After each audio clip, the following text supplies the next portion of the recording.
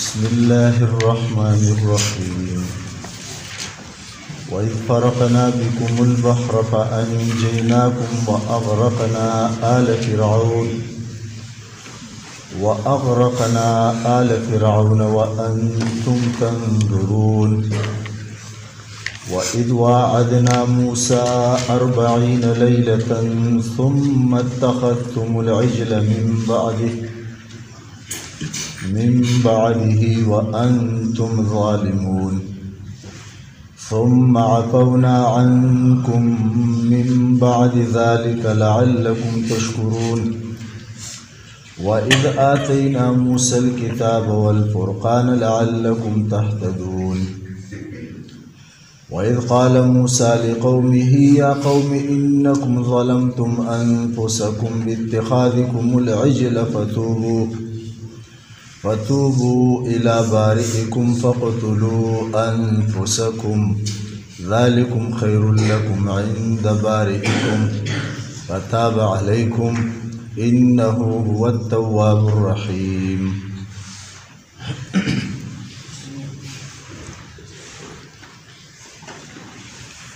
وإذا ويات کے هغه وخت فرقنا چې مونږ بیل کو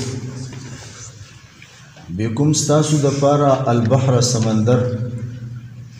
فانجیناکم مونږ خلاصې در کو تاسو ته واغرقنا او مونږ ډوب کړل آل فرعونیان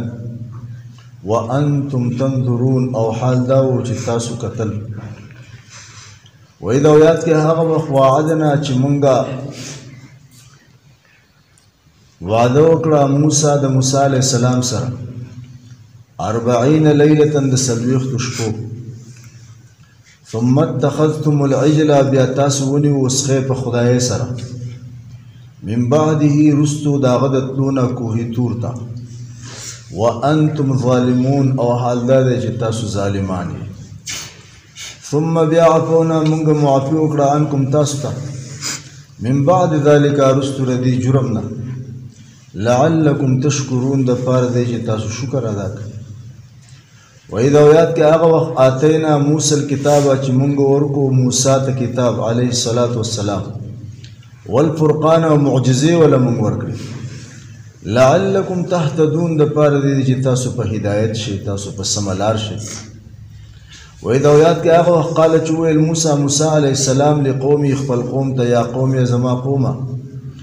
انکم بشک تاسو ظلمتم انفسکم تاسو په خپل ځانونو ظلم کړی باتخاذکم العجل پاغنی ولستاسو غسل را په خدای توب سره فتوبوا توبوا باسی الی بارئکم خپل پیدا کون کی تا فقتلوا انفسکم او خپل ځانونه اوجنئ ذالکم خیر لکم دا ستاسو لپاره بهتره ده عند بارئکم فنزدا پیدا کون کی ستاسو فتاب علیکم پس الله رجوع د رحمت وکړه په دیو باندې انه بشک هغه هو التواب الرحیم خاص هغه ډیر توبه قبلونکې او ډیر رحم کوونکې. دې رکوګانو کې مونږ دغه عرض تاسو ته کړی د مخکې نه چې په دې کې الله پاک په یو خاص قوم باندې خاص د نعمتونو تذکره کوي. هغه قوم بني اسرائیل دی او پاغو کې الله پاک چې کوم دینو 4,000 پیغمبران پاغو کې الله پاک را لګلی دي او دا هو اخري پیغمبر عیسی علیہ السلام دی. الله پاک دی پیغمبرانو ته نبوتونه او پیغمبرۍ ورکړي او بادشاہتونه ورته ورکړي لکه مای په دینی اعتبار سره هم او په دنیایي اعتبار سره هم الله پاک دی خلکو ته ډیر لوی فضیلت ورکړي ولکه یعنی یو طرف ته د پیغمبرانو الواد دی او بل طرف ته چې کوم دی د بادشاہانو الواد دی نو هم شاهزادګان دي او هم ورته د نبوت سلسله پکې جاری ده. واقعي الله چې څنګه ویلي واني فضلتکم علی العالمین ما تاسو په جهان والو باندې فضیلت درکړی نو دا نعمتونو تذکره کوي چې په تاسو باندې ما داسې قسم قسم نعمتونه کړي دي تاسو هغه یاد ساتئ یعنی د ما دا نعمتونو شکر ادا کوئ. وس د ننني آیات کې چې کوم دی نو د یو نعمت تذکره بله کېږي. مخکې له تاسو ته دا خبره معلومه شوې ده چې فرعون د بني اسرائیل او یا زر بچی چې کوم دی د خپل میندو په مخ کې یعنی د هغه په حکم باندې د هغه انتظامیه والا ذبح کړي لکه او 90,000 زنانو د دې غم او د دې درد د وجنه چې زمونږ بچی به زمونږ په مخ کې ذبح کولای کېږي دا به زمونږ د برداشت نه بهر نو هغو خپل هغه حملونه هغه په د وخت نه مخکې چې کوم دی ضایع کړي لکه او دغه سلسله جاری وه چې د ماشومان به یې وجل او جنکۍ به یې ژوندۍ پرېښودې د هغونه به یې خپل بیګارونه او خپل کارونه او خدمتونه به یې اغوستل نو الله پاک ویلي وو آخري آیات کې چې بذلک بلاء من ربکم عظیم په دې کې ستاسو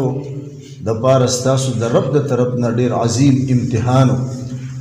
دې تکالیفو کې مبتلا و نو الله پاکو د دې تکالیفو نه د هغه نجات تذکره کوي چې ما په تاسو باندې یو انعام دا هم وکړو چې ما تاسو ته د دغه فرعون نه او د دغه فرعونیانو د هغه د قوم او قبیلې نه تاسو ته نجات درکو خلاصې ما تاسو ته درکو چې ستاسو سره به دا قسم قسم ظلمونه کول نو دغه تذکره کوي نو واقعا مختصر داسې ده چې الله پاک موسی علیه السلام ته حکم وکړو چې خپل رور هارون علیه السلام د ځان سره کا او بني اسرائیل قوم ته ووایا او شپه چې کوم دی نو د دې مصر نه وځئ او فلسطین ته لاړ شي نو بس موسی علیه السلام چې کوم دی بني اسرائیلو ته وینا وکړه او خپل رور هارون علیه السلام ته او دوی چې څونه سامان یې ځان سره راغستی شو هغه یې راواغستو او څونه چې ځان سره نه شو وړی هغه ترې پاتې شو او شپه چې کوم دی دی روان شو چې دوی روان شو نو دومره مخلوق په زرګونو نارینه زنانه واړه چې وځي نو ضرور نه ضرور څه شور او څه اواز او څه به ضرور وي نو فرعونیانو ته پته ولګېده چې پته ولګېده نو هغو هنګامي اعلان وکړو څه دی هنګامي اعلان یې وکړو او فرعون خپل فوج راجمع کړو نو حامان چې کوم دی نو د فوج نه مخکې و فوج پسې ورپسې و او فرعون په هغو پسې وروسته ولاړ او دوی ډیر په شان او شوکت کې او په ډیر نخرو سره او د ډولکو او د سرنو سره چې کوم دی سولکه روانو په دوی پسې شاته تقریبا علماو لیکلي دي چې دا د سحري دا وخت شو د پېشمني دا وخت شو نو دوی بحر قلزم ته ورسېدل نو مخې ته دریاب دی ډېر جوړ دریاب دی او وروستو چې ګورو نو د فرعون فوج هم راورسېد څه دی لکه فرعون فوج هم راورسېد نو بن اسرائیل سره یره پیدا شو چې مخې ته دریاب دی هم هلاکت دی او دی خوا د فرعون فوج دی هم هلاکت دی مونږ خو ګیر شو نو موسی علیه السلام ورته تسلي ورکړه چې تاسو فکر مه کوئ ان الله معي الله زما سره دی څه دی هغه زما سره دی سیهدیني او هغه به ما ته چې کوم دی لاره ښایي لکه تاسو فکر مه کوئ لکه زما رب زما سره دی زما الله زما سره دی او هغه به ما ته څه لاره وښیي او هغه به ضرور زما حفاظت کوي تاسو فکر مه کوئ انشاءالله هلاکت به نه وي خیر دې راورسېږو او مخې ته بیا راشي هغه آیاتونو کې د هغې حاصل دلته دا دی چې موسی علیه السلام ته الله پاک حکم وکړو چې ته دا خپله امسا چې ستا سره ده دا د دریاب نه راپرېږده نو هغه راپرېښوده او بیا چې کوم دی په هغې کې 12 لارې الله پاک څه کړې جوړې کړې مفسرین لیکلي چې داسې لارې پکې الله جوړې کړې چې دا 12 لارې جوړې شوې ځکه دا 12 قبایلو که نه نو چې دا دیوالونه جوړ شو دا اوبه دیوالونه جوړ شوې او په دې دیوالونو کې الله پاک دې ته کړکۍ کولاو کړې الله په هر څه باندې قادر دی لکه الله قادر مطلق دی هغه په څه کولو کې څه اسبابو ته او څه مادې ته او څه مټیریلو ته محتاج نه دی لکه چې اول به څه څیزونه را جمع کوي او د هغې نه بیا څه جوړوي او یا به د هغې دپاره څه مزدور او د ګیلکار ضرورت وي بس اذا اراد شیئا ان یقول له کن فیکون الله چې بس اراده وکړي د الله اراده د شي وجود دی لکه نو دې چې پورې وتل دا بني اسرائیل موسی علیه السلام هارون علیه السلام او د ده قوم دې چې په دې 12 لارو کې روان نو یو بل ته په کړکو کې دې کتل یو بل لیدل چې ډېر په تسلۍ سره سو لکه دې روانو په دې بحر قلزم کې او دې پورې وتل دې چې کله پورې وتل د دې پورې وتل او بس فرعون دا هغه لښکر راورسېد بس هغه خپل وزیر حامان ته وویل چې بس ته مخکې شه هغه ته مخکې شو او دا فوج پسې ورپسې شو او فرعون پسې وروسته او کله چې دیو ټول دی اوبو ته ښکته شو نو بس اوبو ته الله پاک حکم وکړو اوبه جاري شو ټول په مخه کړل فرعون او د هغه وزیر او د هغه ټول فرعونیان چې کوم دی په مخه کړل د آیات کریمه کې د هغې تذکیره کېږي ډېرې چغې فرعون ووالې مخې ته آیاتونو کې بیا راشي ډېرې چغې ووالې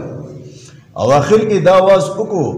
چې آمنت انه لا اله الا الذي آمنت به بنو اسرائیل دا الفاظ یې وویل ما ایمان راوړی دی چې د شک نه بهر خبره ده چې نشته دی هیڅوک معبود ما سوا د هغه ذات نه چې په هغو باندې بني اسرائیلو ایمان راوړی دی لکه بني اسرائیلو چې په کوم رب ایمان راوړی دی ما په ایمان راوړو لیکن دا وخت داسې و چې هغه د مرګ فرشتې لیدلې مرګ فرشتې لیدلې وي نو کله چې د مرګ فرشتې ولیدلی شي نو به د ده تعلق بیا چې کوم دی د دنیا نه کټي بیا توبه قبلیږي نه بیا څه کېږي لکه توبه قبلیږي نه الله پاک نافرمانو ته خپل مخالفینو ته د خپل رسول مخالفینو ته د خپل دین مخالفینو ته مهلت ورکوي لیکن کله د الله غریب دومره سخت دی که نه ځکه الله پاک قرآن کې فرمایلی ان بطش ربک لشدید دا الفاظ فرمایلی د الله فقر سخت دی بیا داسې سخت دی چې انسان که چې ته بیا د دې په تمه چې کېدی شي ما ته د توبې موقع میلاو شو نو الله ګوره بیا د توبې موقع نه ورکوي ټیک شو مهلت ورکوي لږه خو بیا نه ورکوي او دا الله پاک ورته ووایي چې الآن وقد عصیت قبل وس ایمان راوړی لکه څه وس ایمان راوړی او حال دا دی چې په یقیني طور باندې د دې نه مخکې ته نافرمانه وي څه وی لکه د دې نه مخکې ته نافرمانه وي لکه ډېر لوی تکبر دې کړی و ډېر لوی تکبر دې کړی و زما د پیغمبر دشمن وی لکه څه دي هغه ته ډېر نصیحتونه کړي وو لکه چې یو رب ومنه او د هغه رب ومنه لیکن تا د هغې په جواب کې به دا خبره کوله چې انا ربکم الاعلی تا به ویل چې د ټولو نه اعلی رب ټول نه اعلی معنی د ټول نه اوچت رب خو زه یم ته ماته د کوم رب خبرې کوې دا د هغه الفاظو نه څه دي قرآن ذکر کړي دي لکه ها الله پاک ورته نن به ستا سره زه صرف یو کار وکړم چې الیوم ننجیک ببدنک نن به زه ستا بدن ته نجات ورکوم څه دی ستا وجود ته روح دې اخلم بس خبره دې ختمومه لکه نور پاتې کېدو دې نشته لکه وخت یې پوره دی خو ستا بدن ته ستا جسد ته به زه نن نجات ورکومه لتکونه دې دپاره چې ته شې لمن د هغه چا دپاره خلفکه چې ستا نه وروستو بیا راځي دې دنیا ته ټیک شو که نه آیتا نښه دې ګرځو څه کي نښه دې ګرځومه لکه دریاب ته حکم کوم چې تا بیا بار گزار کړي لکه سا دې نه وباسي او بار دې بیا څه کي گزار کړي دغه کار ورسره الله پاک چې کوم دی وکړو دا هغه انسانو چې د به ځان ته رب اعلی ویلو دی د هر ځای نه اوبه به یې دی د پوزې نه هم اوبه به یې دی د غوږونو نه هم اوبه به یې دی لکه او نن هم د دې زمانې پورې ځکه چې الله پاک ویلي موږ به ستا بدن ته نجات ورکوو که نه او تا به د راتلونکي زمانې د خلکو دپاره نښه ګرځو لکه عبرت په دې ګرځو چې خلک تا ته ګوري چې دا هغه انسانو چې د به ځان ته رب اعلی وي څه وی لکه رب اعلی وی لکه نو د هر ځای نه اوبه روانې دي اوس د مصر په عجایبګر کې پروت دی اوس مصر په عجایبګر کې چې کوم دی د هغه جسد چې کوم دی اوس هم څه دی پروت دی او دغه څه مسالې وله ورکوي خو الله پاک دغه ساتلی دی دپاره نور هم ډېر فرعونیان لاشونه په هغې کې پراته دي خو دغه فرعون مصعب چې کوم دی څه دی لکه بني ولید پکې هم پروت دی لکه د هغې دا تذکره چې کوم دی دلته کېږي نو دی هلاک کو او دا ډېره لویه خوشحالي وي ښه چې د انسان دشمن وي که نه لکه او الله هغه ستا د مخې هلاک کړي لکه ته ورته ګورې لکه ځکه الله پاک وایي چې وإذ فرقنا ای بني اسرائیلو زما دا نعمت یاد کړئ لکه فرقنا چې مونږه بیلکو بکم البحر ستاسو لپاره څه دریاب ما مختصر تذکره ستاسو مخې ته وکړه دا آیاتونه نور مخې ته هم بیا چې کوم دی څه دي لکه ځای په ځای را روان دي لکه ما ستاسو دپاره چې کوم دی دریاب بلکل ما پکې تاسو ته 12 لارې جوړې کړې تاسو پکې ډېر په اطمینان سره او ډېر په راحت سره او ډېر په امن سره چې کوم دی څه دي تاسو پورې وتئ فانجیناکم موږ تاسو ته نجات درکړو د هغو ظلمونو نه چې کوم به دې فرعونیانو ستاسو سره څه کول لکه کول به لکه واغرقنا آل فرعون او موږ دغه فرعونیان ډوب کړل لکه غرق یې وکړل لکه وانتم تنظرون حال دا تاسو ورته کتل د دې لویه خوشحالي وه دا وړوکی نعمت لکه څه دی چې د انسان دشمن چې دومره ظلمونه یې ورسره کړي الله پاک چې کوم دی د هغو د مخې هغه چې کوم دی څه کړي لکه سره د خپلو وزیرانو سره د خپل ټول قومه چې کوم دی څه کړي هلاک کړي په داسې ضلالت په مرګ سره چې چغې ووایي هم قبول یې نه شي لکه څه دی دغه نعمت الله پاک تذکرہ بل وکړه په دې آیات کې چې تاسو سره ما داسې نعمتونه په تاسو باندې کړي. مطلب دا دی زما دا نعمتونه یاد کړئ، یعنې زما د نعمتونو شکریا ادا کړئ. شکریا ادا کول مطلب دا دی چې زما اطاعت کوئ، زما د پیغمبر خبره څه کوئ لکه ومنئ. اخوا دا قوم پورې وت چې برق الزم نه پورې وتل، نو ځای په ځای به واقعیت راشي. زه مختصر غوندې اشاره کوم چې یو میدان و چې هغه میدان ته په هغه زمانه کې میدان تih وي، او اوس په جغرافیایي لحاظ سره چې کوم دی نو هغې ته وادي سینایي ویلی کېږي. لکه اوس کتابونو کې د هغې نوم څه دی؟ وادي سینایي ورته چې کوم دی څه کېږي لکه ویلی کېږي. ډېر نومونه بدل شوي دي. لکه مخکې چې کوم دی نبي صلی الله علیه وسلم صلح حدیبیه د حدیبیه په مقام کې چې کفارو منع کړی و هلته صلح کړې وه. نن د هغه ځای نوم شمیسیه دی. لکه نو دا نومونه څه دي لکه وخت سره بیا څه کېږي بدلېږي. لکه نو دا وادي تih باره کې علماو لیکلي دي چې دې وادي تih ته ورسېدل دا بني اسرائیل موسی علیه السلام او د قوم، او دې کې دوی وو د دې 35,000 کیلومتر د دې اوږدوالی ښولی دی علماو، او 24,000 د دې پلنوالی ښولی دی، او دا د سطح د سمندر نه په 15,000 مربع فوټه په بلندۍ سره چې کوم دی څه ده لکه دا ځمکه پرته ده. دې کې څه کېدل بیا لکه دې ته څه قسم خوراک راتو د هغې تذکره مخکې راځي، دلته کې کول ته ضرورت نشته. لکه واسې اختصار وایم دې دغه ځای ډېره شو. لکه دا هغه ځای دی چې علماو لیکلي دي په سن 1967 کې غالبا په دې باندې بني اسرائیلو حمله کړې وه او دا یې قبضه کړی و، او د مصر حکومت ولګېدو او د دوی سره یې بیا جنګ وکړو. د هغې نه پس 100 یا 100 کوټې پس لکه د دغه میدان تih د دغه وادي سینایي صحیح څه چې کوم دی د مصر حکومت د بني اسرائیلو نه قبضه کړه، لیکن هغه حصه چې هغه د تیلو حصه ده او هغه حصه چې هغه د فوج دپاره ډېر د اهمیت حامله حصه ده، هغه اوس هم د بني اسرائیلو څه ده لکه دا په قبضه کې اوس هم ده. لکه دوی هلته دیرو لکه هلته د دوی حالات څنګه تېرېدو هغه مخې ته ما یې قرآن پاک به تاسو بیا ذکر کړي انشاءالله. خو دلته دوی د موسی علیه السلام نه یو مطالبه وکړه، دې قوم چې زمونږ ژوند چې کوم دی نو دا بغیر د ضابطې او د قانون نه بغیر تېرول ګران دي. ټیک شو؟ او دغه شانتې یعنې بغیر د یو ضابطې او د قانون نه یعنې په دې ملک کې او په قوم کې امن قایمول هم ګران دي. زموږ دپاره څه ضابطه او څه قانون پکار دی. لکه تو د الله پاک نه زمونږ دپاره چې کوم دی څه قانون چې کوم دی وغواړه، لکه سوال وکړه چې موږ له څه قانون راکړي او موږ د هغه قانون مطابق چې کوم دی خپله زندګي تېروو، په موږ کې چې کوم دی صحیح لکه امن وي. لکه نو بس موسی علیه السلام کوی تور ته لاړو او هلته بیا ځای به راشي اول 10 ورځې هغه تېرې کړې، هلته اعتکاف کې و 10 ورځې الله پاک پې نورې سیوا کړې، 40 ورځې تېرې کړې. د آخري 10 ورځې چې کوم یې تېرولې ده ته به یو ورځ چې کوم دی یو تختۍ میلاوېده. لکه په هغې باندې الله پاک احکام څه لکه د الله پاک احکام لکه تورات تختۍ دی. لکه نو د آخري 10 ورځو کې ورته 10 تختۍ چې کوم دی څه کېدې لکه دا ورته میلاو شوې. دا هغه قانون و چې موسی علیه السلام د دوی دپاره چې کوم دی څه دی لکه راوړ. خو موسی علیه السلام چې هلته تللی دی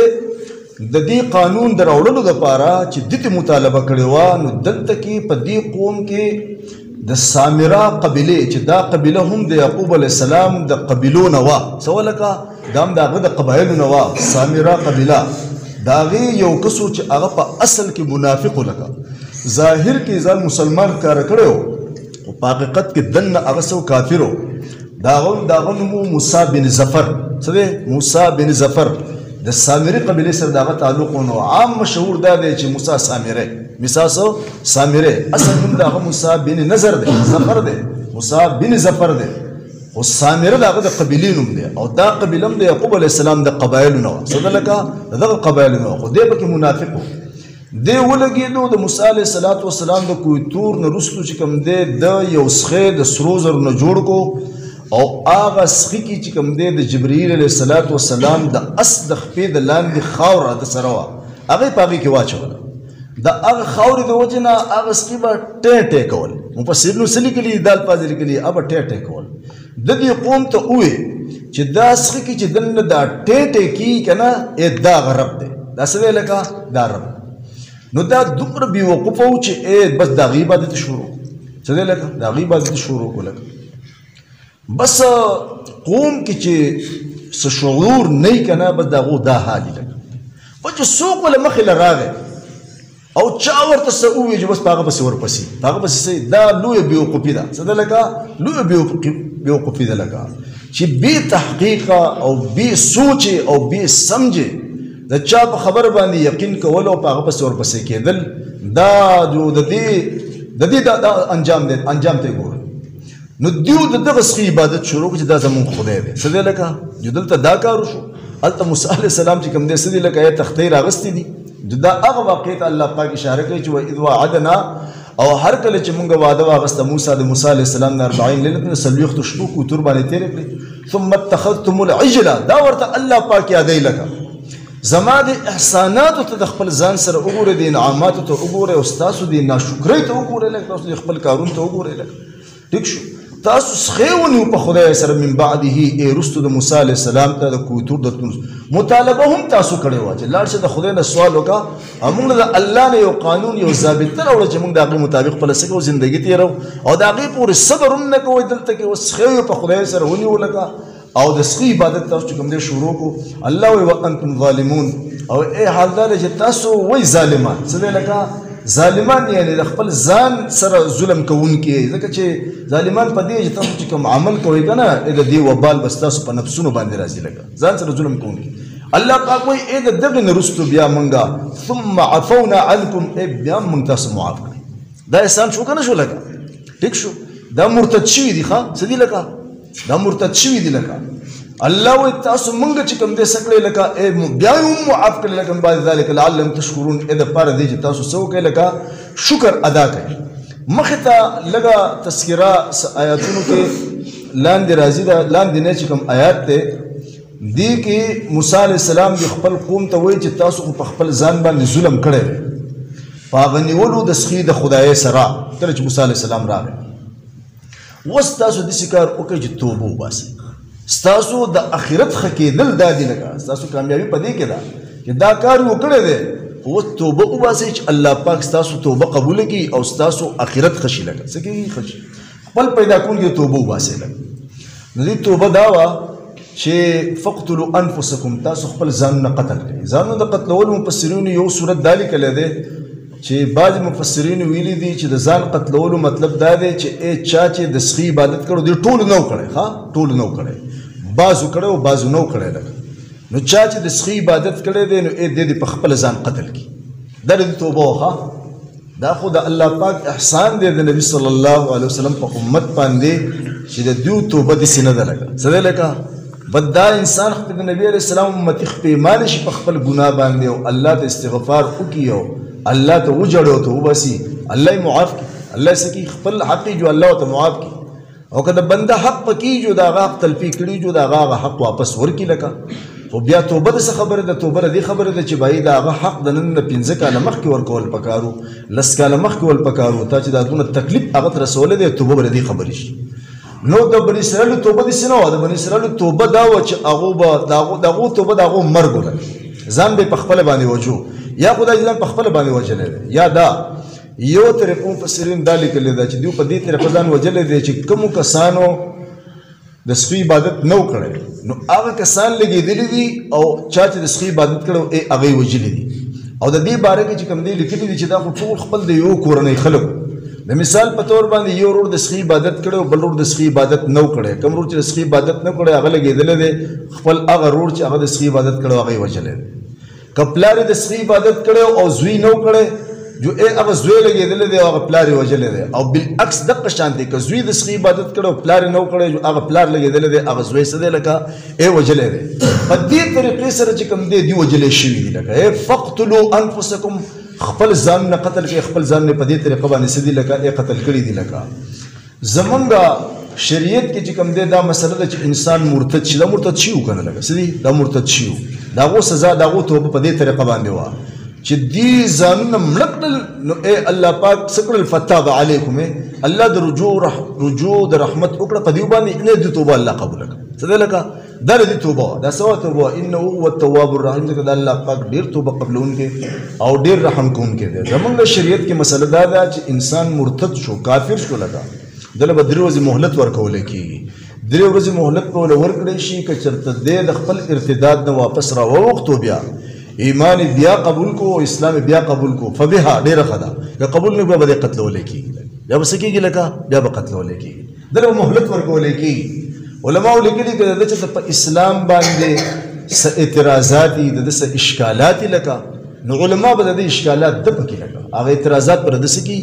په عقل سره او په نقل سره بوله کوم دی هغه سکی لکه اول د پکې او کدرو د پس د ایمان نړوم دا غینه پس پچ کوم د سکی قتل ولیکي بن اسرائیل کې دا مسله چې کوم دی سوال کا اے نوا وإذ قال موسى لقومه یاد کې هغه وخت ویل موسی علیه السلام لقومه خپل قوم ته یا قوم انکم یقینا تاسو ظلمتم ظلم کړی په خپل ځانونو باتخاذکم العجل پانیولو ستاسو سخیدره په خدای سره پتوبو الی بارئکم پتوبو بس خپل پیدا کون کې تفقتلوا انفسکم توبه دار چې خپل ځان قتل کې په دغه طریقه ذالکم خیر لکم عند بارئکم دا ستاسو د پیدا کون کې په نسبت ډیره بهتره طریقه ده ستاسو آخرت په جوړ شي لگا فتاب علیکم اصل ژوندۍ د آخرت ته الله رجوع رحمت کړه په دیو باندې یعنی پتا سو باندې یعنی توبه تاسو قبول کړه انه هو التواب الرحیم بشکل الله پاک ډیر توبه قبل انکه او ډیر رحم کوونکی وإذا یاد کې هغه وخت فرقنا چې مونږ جدا کو بكم تاسو لپاره البحر سمندر وانجیناکم پس مون خلاصې در کو تاسو ته واغرقنا او مونږ ډوکړل آل فرعون فرعونیان وانتم تنظرون او تاسو قتل وإذا یاد کې هغه وخت وعدنا چې مون وعده واغستا موسی علیه السلام نه 40 ليله سلوخت شپو ثم اتخذتم العجل بیا تاسو ونیو وسخه په خدای سره من بعده رستو د موسی علیه السلام د تلونه کوی تورتا وانتم ظالمون او تاسو ظالمان وي ثم عفونا عنكم بیا موږ معافي وکړه تاسو ته من بعد ذلك ارتدوا جرمنا لعلكم تشكرون د پاره دی تاسو شکر ادا کړئ وإذا یاد کې هغه وخت آتینا چې موږ ورکو موسی الکتابه موسی علیه السلام ته کتاب والفرقان او معجزې ولا موږ ورکړي معجزې ذکر بیا مخکې ان شاء الله روان دي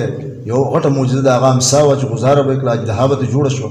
یو معجزه موسی علیه السلام دا ترخ کې بلاس دنکو او بالکل بیا د نور په شان څخه پرقیدو نور معجزې زه به سه براشي دا د پیغمبري باندې سولکه بنبوت باندې دلایل وإذا یاد کې هغه قال چویل موسی علیه السلام له قوم خپل قوم ته یا قوم زما قوم انکم بشک تاسو ظلم کړی دی انفسکم په خپل ځانونو باتخاذکم العجل پاغنی ول تاسو اسقیل را په خدای سره فتوبون توبو باسي الی بارئکم خپل پیدا کون کیتا فقتلوا فتاسو قتل کې انفسکم خپل ځانونه ذالکم خیر لکم عند بارئکم دا کار تاسو لپاره بهتر دی پنځ د پیدا کون کې تاسو فتاب علیکم پس الله د رجوع رحمت وکړه پتا سو باندې انه بشک هغه هو التواب الرحیم هغه ډیر توبه قبلون کې ډیر رحم کوي یا ارحم الراحمین یا ارحم الراحمین یا ارحم الراحمین یا ذا الجلال والاکرام یا ذا الجلال والاکرام یا ذا الجلال اللهم صل علی محمد النبی الامي وعلى آله وسلم تسلیما الله مت قرآن کې پوهه نصیب کړي الله مت قرآن باندې عمل کول توفیق نصیب کړي الله قرآن د قیمت پورد باندې الله زموږ سفارشي وګرځي الله د قرآن سره زموږ مینه زیاته کړي الله د قرآن د مینه الله پاک د قیمت د مرګ پورې خدای زموږ په زموږ قائم او دائم وساتي الله دې کلام په برکت باندې خدای زموږ جایز دین دنیا حاجتونه پوره کړي خدای زموږ د آخرت او دنیا مشکلات آسان کړي خدای موږ هر قسم روحاني او جسمانی بیمارونه الله دې کلام په برکت باندې شفای کامل عاجل دائم مستمر نصیب کړي الله موږ دې دنیا نه دې کلام په برکت باندې الله دې ایمان سره وساتي سبحان ربك رب العزة عما يصفون وسلام على المرسلين والحمد لله رب العالمين